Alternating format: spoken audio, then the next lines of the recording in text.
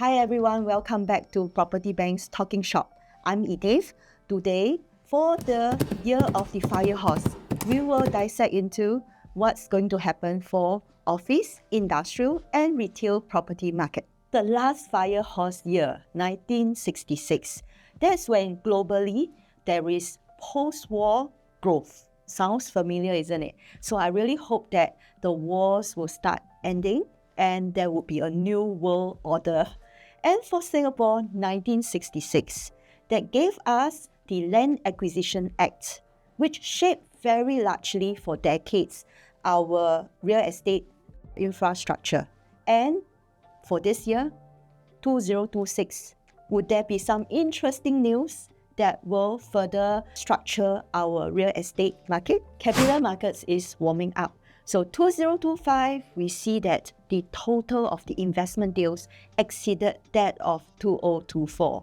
And beginning of 2026, we are seeing strong interest from institutional buyers and foreign buyers looking at Singapore as an unusual place for growth and acquisition of the local assets, as in Singapore assets, are returning. And you can see that liquidity, because of large amount of money still flowing in Singapore. And on top of that, financing is also easier. And commercial industrial properties are without ABSD and definitely quite interesting for foreign buyers to look into it. So beginning of the year, we see this very interesting asset that's put in the market, which is Carpage Terrace. I'm definitely watching it. So last year, 2025, we see the sale of Stamford Court, very iconic asset that is actually bought jointly. And this year, Carpage Terrace, let's watch it. As we head on to 2026, the Grade A CBD office supply remains very tight. So you can imagine, on one hand, we have a tight supply market. Even the latest key in town, which is Keppel South Central, that's the only new completion, which was in 2025, has seen take-up rates.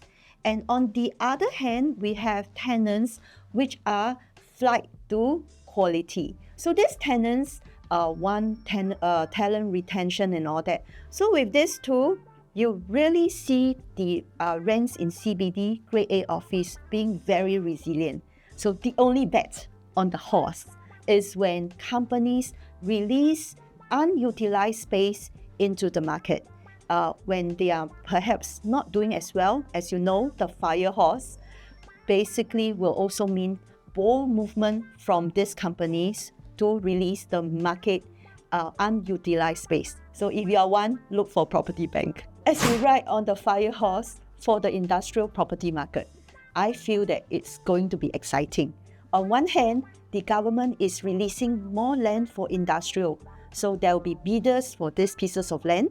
And you can also see 1.15 million square meters of industrial space that's going to be completed. So earlier on when we discussed about office sector, right, the supply is very tight. But for industrial, there's actually already a lot of supply. And on top of that, government is releasing new land. For investors, you are spoiled for choice because there's new strata properties that are being launched even in the start of the year. One such property is a food factory which is called Gourmet Exchange. And I think it's interesting. It's ramming up for food industrialists who want something that is palatable. So you can talk to us. So it will be uneven. And I think for the fire horse, for the industrial property market, it's going to be one of the most exciting moments to watch for. For retail, in the fire horse year, the heat gets even stronger. Why I say so? In fact, with the prime locations, as you can see that it's still continuing to do well. So on one hand, our local retailers are crying because of rental costs, manpower costs, many of the even ingredient costs, especially for the F&B. It's really crying time. But for those looking out beyond their countries, coming into Singapore, they are very aggressive. And cited by one of my very reputable retail F&B customer who are basically all over Singapore. They just tell us that some of these companies coming into Singapore, they will just commit based on asking rent and no need to negotiate. So this is how the fire horse that will react. So we will see a lot of local companies weeding out, and if government is there to help, I'm not sure. So the fire horse is going to be really fiery this time round for retail, and we will see this trend until even 2028, with many of these mixed developments completing in time, with the retail mall being taken up.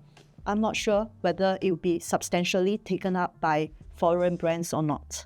Wrapping up for the fire horse, in 1966, that was when economies reset and government put in a new framework, especially for Singapore, the Land Acquisition Act. And that's influencing until now. And looking at 2026, as you would have already known that the supply for office sector is so tight. And for the investment market is definitely warming up. And for industrial and retail, they are both in different directions.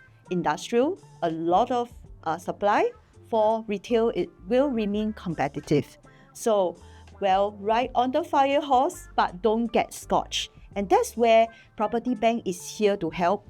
And we make sure you have a stress-free acquisition, be it for your purchase or for your next office move. We are here to help occupiers. And for investors, make sure that you make your investment with clarity.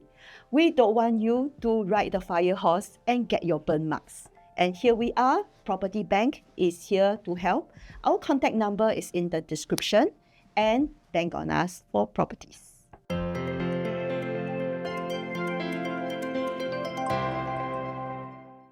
For those of you watching this during Chinese New Year, thankful for your support. And here's from Property Bank wishing you 马到功成 and 马上有钱.